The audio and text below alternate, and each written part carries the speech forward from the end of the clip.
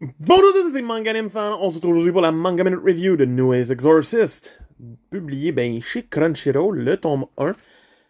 Donc oui, j'ai commencé à acheter les Nue's Exorcist, que je lis à la semaine de base dans le magazine splendide du Shonen Jump. Et gosh, que ce tome 1-là reste un des tomes 1 les plus basiques qui existent! On rencontre dans ce tome Gakuro, qui est notre personnage principal, qui est un personnage très timide, très réservé, va éventuellement faire la rencontre de Nue et devenir son pantin-ish, avoir son pouvoir devenir Bleach. Peut-être Gakuro devient Ichigo. Euh, il va devenir un petit exorciste à la solde de Nue.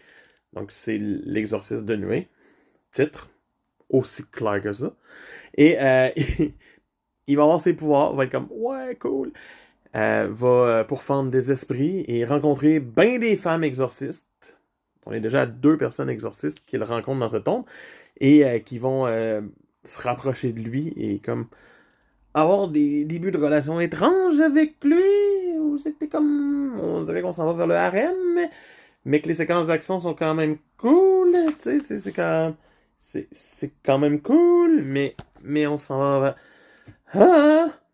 Donc, c'est très basique parce que c'est beaucoup de petits épisodes dans ce tome-ci. C'est pas genre un arc, on suit pas grand-chose, on a un début d'intrigue à la toute fin du tome.